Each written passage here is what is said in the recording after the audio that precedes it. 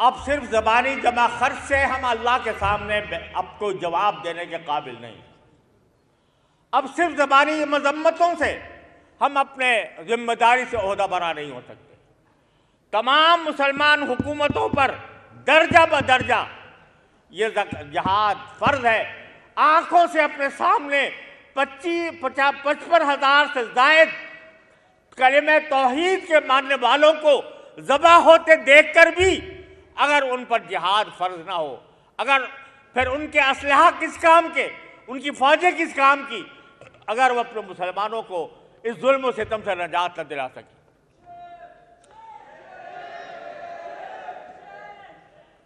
یہاں ایک مغالطہ پیش کیا جاتا ہے اور وہ مغالطہ پھیلایا جا رہا ہے، بڑے پیمانے پر پھیلایا جا رہا ہے. قرآن کریم کہتا ہے وَإِنِ اسْتَنْصَرُوكُمْ فِي الدِّينِ فَعَلَيْكُمُ النَّصْرُ. جب لوگ تم سے دین کے معاملے میں مدد مانگے تو تمہارے پر مدد کرنا فرض ہے. فَعَلَيْكُمُ النَّصْرُ، یہ قرآن کا حصہ. لیکن آگے قرآن نے کہا إِلَّا عَلَىٰ قَوْمٍ بَيْنَكُمْ وَبَيْنَهُمْ مِيثَاقٌ. البتہ اگر وہ مدد ایسی قوموں کے خلاف ہو جن کے اور تمہارے درمیان معاہدہ ہے تو پھر اپنے مظلوم مسلمانوں کی اس وقت مدد نہیں کر سکتے. اس کو خوب سمجھ لیجئے. یہ آیت کریمہ در حقیقت نازل ہوئی ہے اس وقت جب کہ نبی کریم سرور دو عالم صلی اللہ علیہ وسلم نے اللہ تبارک و تعالیٰ کے حکم سے مکہ مکرمہ کے مسلمانوں پر یہ فرض کر دیا تھا کہ وہ ہجرت کریں. مکہ مکرمہ سے ہجرت کر کے مدینہ منورہ آئے. ہجرت فرض ہو گئی تھی اور اس ہجرت نہ کرنے پر قرآن کریم میں بڑی سخت وعیدیں نازل ہوئی. یہ کہا گیا تھا جو ہجرت نہیں کر رہے وہ اللہ کے حکم کے خلاف ورزی کر رہے ہیں. جو مکہ مکرمہ میں بیٹھے ہیں اور ان پر ظلم و ستم ہو رہا ہے اس کے باوجود وہ اگر ہجرت نہیں کرتے تو وہ مجرم ہیں. ان مجرم مسلمانوں کے بارے میں قرآن نے کہا تھا کہ اگر وہ اے مسلمانوں تم سے مدد مانگیں تو تمہارے اوپر مدد کرنا فرض ہے. یعنی اگر ان کو کوئی ایسی قوم ان پر ظلم کر رہی ہو کہ جن سے تمہارا کوئی معاہدہ نہیں ہے تو تمہارے اوپر نصرت کرنا فرض ہے. لیکن اگر کسی ایسی قوم کے خلاف وہ تمہیں دعوت دے رہے ہیں جس کے ساتھ تمہارا معاہدہ ہے تو پھر ان کی مدد نہیں کی جائے گی. قرآن کی کہتا ہے. تو بعض لوگ اس استثناء کو آڑ بنا کر یہ پروپیگنڈا کر رہے ہیں اور علمی دنیا میں یہ پروپیگنڈا پھیلایا جا رہا ہے کہ چونکہ مسلمان ممالک کے معاہدے ہیں غیر مسلم ملکوں کے ساتھ، اس لیے ہم اگر مسلمانوں پر ظلم ہو رہا ہے اور وہ قومیں ان پر ظلم کر رہی ہیں جن کے ساتھ ہمارے معاہدے ہیں تو ہمیں پھر ان کی مدد کرنے کی ضرورت نہیں ہے. خوب سمجھ لیجئے کہ یہ محض ایک دھوکہ ہے. اس لیے اولاً تو اس لیے کہ اسرائیل کے ساتھ ہمارا کوئی معاہدہ نہیں. پاکستان کا یا اکثر بیشتر مسلمان ملکوں کا اسرائیل کے ساتھ کوئی معاہدہ نہیں. اللہ اکبر. ہم نے اسرائیل کو تسلیم کرنے سے انکار کیا. بے شک بے شک. ہمارے پاکستان کے بانی نے پاکستان بننے سے پہلے اسرائیل کے وجود کو بلد الحرام قرار دیا تھا. اللہ اکبر. ناجائز بچہ قرار دیا تھا. اور آج بھی ہم اسی موقف پر قائم ہیں. الحمدللہ. آج بھی اس موقف پر قائم ہے. اسرائیل کتنا طاقتور ہو جائے، اسرائیل کے پاس کتنے اسلحہ آ جائیں، اسرائیل کو امریکہ کی جتنی حمایت حاصل ہو جائے، ہمارا یہ موقف تبدیل نہیں ہوگا، نہیں ہوگا، نہیں ہوگا. انشاءاللہ.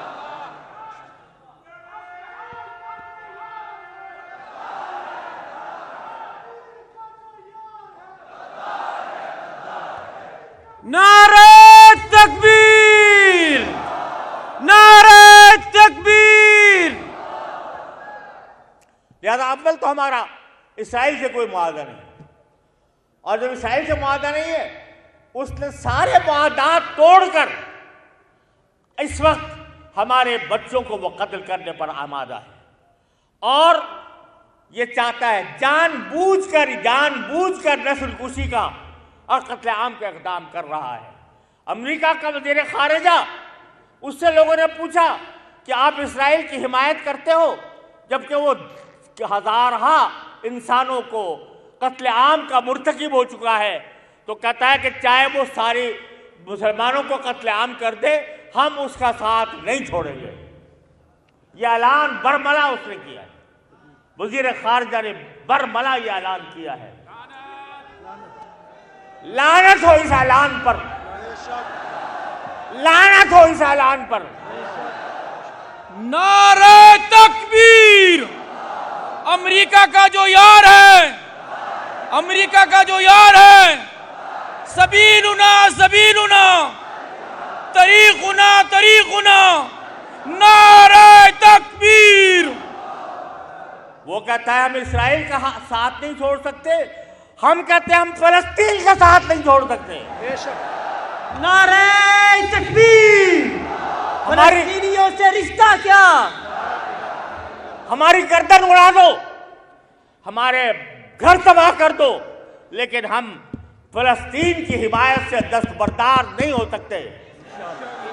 اور جب ہمارا کوئی وعدہ نہیں تو قرآن کا یہ حکم ہم پر فرض ہے، ان استنصروکم فی الدین فعلیکم النصر۔ بے شک، ماشاء اللہ۔ اور اگر اقوام متحدہ کی بات کرتے ہو، وہ اقوام متحدہ جو تمہارے ہاتھ کا کھلونا ہے، اللہ اکبر، وہ اقوام متحدہ جو تم نے صرف اپنے مفاد کی خاطر بنائی ہے، جس کا کوئی کام تمہارے مفادات کی خدمت کرنے کے سوا نہیں ہے، اس اقوام متحدہ کی بات کرتے ہو تو اس اقوام متحدہ نے 1967 میں متفقہ قرارداد منظور کی کہ اسرائیل نے بیت المقدس پر جو قبضہ کیا ہے اور اس وقت پر جو نئے اس نے قبضے کیے ہیں اور یہودیوں کو وہاں پر بسانے کے جو اقدامات کیے ہیں وہ غیر قانونی ہیں، غیر ضابطے کے خلاف ہیں۔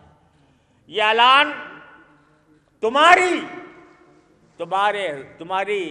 خود اپنی پیدا کردہ اقوام متحدہ کی قرارداد ہے یہ، کہ وہ ظالم ہے، وہ غاصب ہے، بیت المقدس پر اس کا قبضہ غیر قانونی ہے، لہذا ہمارا اس کے ساتھ کوئی معاہدہ نہیں۔ اور اس معاملے میں چونکہ امریکہ یہ سب باتیں دیکھنے کے باوجود اور جو عالمی عدالت کا فیصلہ سننے کے باوجود جو یہ کہہ رہا ہے کہ میں ہمیشہ اس کے ساتھ دیتا رہوں گا اور جو انجام اس کا ہوگا وہ میرا بھی ہوگا، جو یہ کہہ رہا ہے وہ معاہدہ اپنا توڑ چکا، وہ اپنے معاہدے کا توڑنے کا مجرم ہے۔ لہذا ہمارا یہ جو قرآن کریم کی آیت ہے کہ اِلَّا الَّذِينَ بَيْنَكُمْ بَيْنَهُمْ مِيثَاق، اس کا ہم سے کوئی تعلق اس معاملے میں نہیں ہوتا۔ ہر معاہدہ وہ اپنے قول سے بھی اپنے عمل سے بھی وہ توڑ چکے، اب کوئی معاہدہ نہیں۔ لہذا اب امت مسلمہ کے حکمرانوں پر یہ فرض ہے کہ جتنی ان کی استطاعت ہے اس استطاعت کے مطابق وہ اہل فلسطین کا ساتھ دیں اور اسرائیل کا مقابلہ کریں۔ آپ ذرا غور تو کرو، اسرائیل کیا ہے؟ ایک چھوٹی سی پٹی ہے دنیا کے نقشے پر، 32 دانتوں کے درمیان ایک زبان ہے، چاروں طرف مسلمان ملک حاوی ہیں، اور اس میں ایک وہ جو چھوٹی سی زبان ہے وہ امریکہ کی پشت پناہی سے، امریکہ کے اسلحہ کے بل پر، امریکہ کے حمایت کے بل پر وہ ان سارے مسلمان ملکوں کو مرعوب کیے ہوئے۔ کیا اس کے سوا اور کیا کہیں جو رسول کریم سرور دو عالم صلی اللہ علیہ وسلم نے ارشاد فرمایا تھا کہ ایک وقت ایسا آ جائے گا کہ مسلمانوں کی حالت، مسلمان جہاد چھوڑ دیں گے۔ صحابہ کرام نے پوچھا یا رسول اللہ کیا ان کی تعداد کم ہو جائے گی اس لیے جہاد چھوڑ دیں گے؟ آپ نے فرمایا نہیں، ان کی تعداد بہت ہوگی، وَلَٰكِنَّهُمْ كَغُثَاءٍ كَغُثَاءِ السَّيْلِ، وہ ایسے ہوں گے جیسے بہتے ہوئے تنکے ہوتے ہیں، ان کی تعداد بہت ہے لیکن وہ کسی سیلاب کا رخ موڑنے کے قابل نہیں ہوتے، ایسے ہو جائیں گے۔ صحابہ کرام نے پوچھا یا رسول اللہ کیسے؟ صحابہ کرام کو یہ تصور کرنا مشکل تھا کہ کوئی شخص مسلمان ہو، لا الہ الا اللہ محمد رسول اللہ کو مانتا ہو اور پھر بھی وہ جہاد کو چھوڑ بیٹھے۔ پوچھا یا رسول اللہ یہ کیوں ہوگا، کیسے ہوگا؟ فرمایا کہ دنیا کی محبت اور موت کا خوف، جب دو چیزیں جب آ جائیں گی، دنیا کی محبت اور موت کا خوف، تو پھر مسلمان جہاد چھوڑ بیٹھے گا، اور جہاد چھوڑ بیٹھے گا تو اس کی تعداد کتنی بھی ہو جائے وہ سیلاب میں بہتے ہوئے تلکوں کی طرح ہو۔ آج یہ منظر ہم اپنی آنکھوں سے دیکھ رہے ہیں، گویا کہ نبی کریم سرور دو عالم صلی اللہ علیہ وسلم نے پیشین گوئی جو فرمائی تھی اس کا مظاہرہ ہمیں اپنی آنکھوں سے آج کے حالات میں نظر آ رہا ہے۔ لیکن میرے بھائیوں، میں صرف مایوس کرنے کی بات نہیں کرتا، اللہ تبارک و تعالیٰ نے اور خود نبی کریم سرور دو عالم صلی اللہ علیہ وسلم نے صلی اللہ علیہ وسلم آپ نے ہمیں مایوسی کا درس نہیں دیا، آپ نے ہمیں امیدیں دلائی ہیں، آپ نے ہمیں یہ وعدہ کیا ہے، اور یہ وعدہ سرکار دو عالم صلی اللہ علیہ وسلم کا وعدہ ہے کہ آج کے بعد ایک ایسا وقت آنے والا ہے کہ جو پہلی امتوں کی طرح کا خیر القرون والا زمانہ ہوگا۔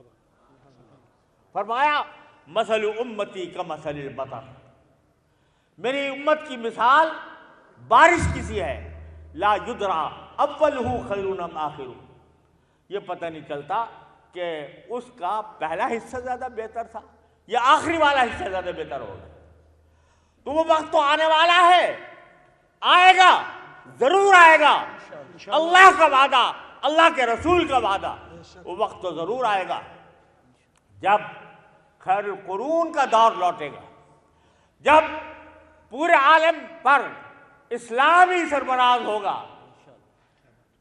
هو الذي ارسل رسوله بالهدى ودين الحق ليظهره على الدين كله ولو كره المشركون، وہ کوئی جتنا بھی اس کو برا سمجھے لیکن وہ وقت آنے والا ہے، آنے والا ہے۔ ہم اس وقت کے آنے کے درمیان کے لوگ ہیں، یہ ہم بے شک ایک تاریک رات سے گزر رہے ہیں، لیکن تاریک رات میں بھی جو چراغ جلا دے گا، جو جس طرح کے چراغ جلا دے گا، وہ اس قافلے کا ساتھی بن جائے گا جو آخر القرون کے اندر اول القرون کی یاد دلانے والا ہے۔ اللہ اکبر، سبحان اللہ۔ اگر ہم اپنا فریضہ ادا کرتے رہیں، اگر ہم سے جو اللہ اور اس کے رسول کا مطالبہ ہے اس کو پورا کرتے رہیں، تو ہم چھوٹے چھوٹے چراغ ہیں، چھوٹے چھوٹے چراغ ہیں، یہ روشنی دیتے رہیں گے، یہ روشنی دیتے رہیں گے یہاں تک کہ صبح کا اجالا نمودار ہو جائے گا انشاءاللہ انشاءاللہ، اور ہم یہ کہہ سکیں گے کہ ہمیں خوشی ہے کہ ہم ہیں چراغ آخر شب، ہمیں خوشی ہے کہ ہم ہیں چراغ آخر شب، ہمارے بعد اندھیرا نہیں اجالا ہے۔ انشاءاللہ انشاءاللہ۔ لہذا اپنے کو کمزور نہ سمجھو، لا تہنوا ولا تحزنوا، کمزور نہ پڑو، غم نہ کرو، انتم الاعلون ان کنتم مومنین، اگر تم باقی مومن ہو گئے تم سربلند ہو گئے، انتم الاعلون ان کنتم مومنین۔ لہذا آج کے اعلامیے میں جو ابھی آپ کے سامنے حضرت مولانا مفتی منیب الرحمان صاحب دامت برکاتہم عالیہ نے پڑھ کر سنایا، اس میں الحمدللہ ایک واضح راہ عمل دی گئی ہے مسلم حکمرانوں کو بھی، اور ان کو متنبہ کیا گیا ہے کہ آپ کے سر پر یہ ایک ذمہ داری آ گئی ہے، پہلے اس کا ادراک تھا یا نہیں تھا، اب ادراک ہو جانا چاہیے، اور وہ اس ذمہ داری کو ادا کریں۔